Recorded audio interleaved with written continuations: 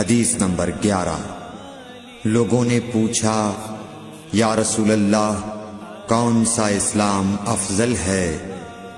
تو نبی صلی اللہ علیہ وسلم نے فرمایا وہ جس کے ماننے والے مسلمانوں کی زبان اور ہاتھ سے سارے مسلمان سلامتی میں رہیں۔ صحیح بخاری حدیث نمبر 12۔ ایک دن ایک آدمی نے حضرت صلی اللہ علیہ وسلم سے پوچھا کہ کون سا اسلام بہتر ہے؟ فرمایا یہ کہ تم کھانا کھلاؤ اور جس کو پہچانو اس کو بھی اور جس کو نہ پہچانو اس کو بھی، الغرض سب کو سلام کرو۔ صحیح بخاری حدیث نمبر 13۔ حضور اکرم صلی اللہ علیہ وآلہ وسلم نے فرمایا تم میں سے کوئی شخص ایماندار نہ ہوگا جب تک اپنے بھائی کے لیے وہ نہ چاہے جو اپنے نفس کے لیے چاہتا ہے۔ صحیح بخاری حدیث نمبر 14۔ رسول کریم صلی اللہ علیہ وسلم نے فرمایا قسم ہے اس ذات کی جس کے ہاتھ میں میری جان ہے، تم میں سے کوئی بھی ایماندار نہ ہوگا جب تک میں اس کے والد اور اولاد سے بھی زیادہ اس کا محبوب نہ بن جاؤں۔ صحیح بخاری حدیث نمبر 15۔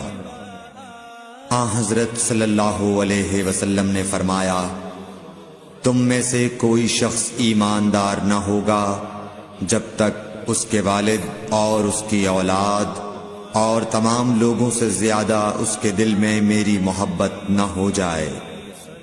صحیح بخاری حدیث نمبر 16۔ نبی کریم صلی اللہ علیہ وآلہ وسلم نے فرمایا 3 خصلتیں ایسی ہیں کہ جس میں یہ پیدا ہو جائیں اس نے ایمان کی مٹھاس کو پا لیا۔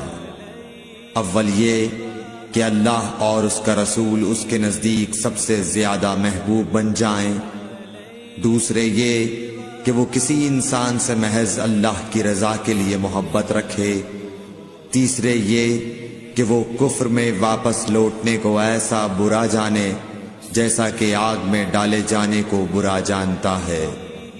صحیح بخاری حدیث نمبر 17۔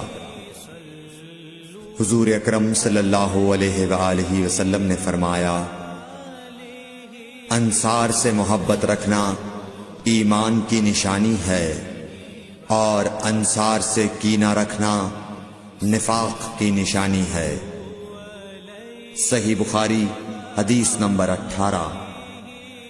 رسول اللہ صلی اللہ علیہ وسلم نے اس وقت جب آپ کے گرد صحابہ کی ایک جماعت بیٹھی ہوئی تھی فرمایا کہ مجھ سے بیعت کرو اس بات پر کہ اللہ کے ساتھ کسی کو شریک نہ کرو گے، چوری نہ کرو گے، زنا نہ کرو گے، اپنی اولاد کو قتل نہ کرو گے اور ناعمدن کسی پر کوئی ناحق بہتان باندھو گے اور کسی بھی اچھی بات میں اللہ کی نافرمانی نہ کرو گے۔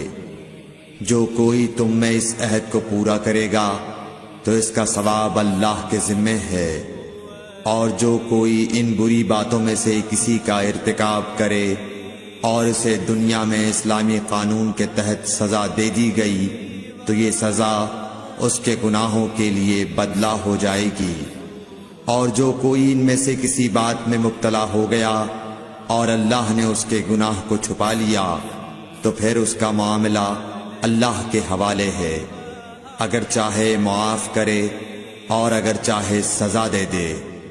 عبادہ کہتے ہیں کہ پھر ہم سب نے ان سب باتوں پر آپ صلی اللہ علیہ وسلم سے بیعت کر لی۔ صحیح بخاری حدیث نمبر 19۔ رسول اللہ صلی اللہ علیہ وسلم نے فرمایا وہ وقت قریب ہے جب مسلمان کا سب سے عمدہ مال اس کی بکریاں ہوں گی، جن کے پیچھے وہ پہاڑوں کی چوٹیوں اور برساتی وادیوں میں اپنے دین کو بچانے کے لیے بھاگ جائے گا۔ صحیح بخاری حدیث نمبر 20۔ رسول اللہ صلی اللہ علیہ وسلم کسی کام کا حکم دیتے تو ایسا ہی کام ہوتا جس کے کرنے کی لوگوں میں طاقت ہوتی۔ اس پر صحابہ کرام نے عرض کیا کہ یا رسول اللہ، ہم لوگ تو آپ جیسے نہیں ہیں، آپ تو معصوم ہیں اور آپ کی اللہ پاک نے اگلی پچھلی سب لغزشیں معاف فرما دی ہیں، اس لیے ہمیں اپنے سے کچھ زیادہ عبادت کرنے کا حکم فرمائیے۔ یہ سن کر آپ ناراض ہوئے، حتیٰ کہ خفگی آپ کے چہرہ مبارک سے ظاہر ہونے لگی۔ پھر فرمایا کہ بے شک میں تم سب سے زیادہ اللہ سے ڈرتا ہوں اور تم سب سے زیادہ اسے جانتا ہوں، پس تم مجھ سے بڑھ کر عبادت نہیں کر سکتے۔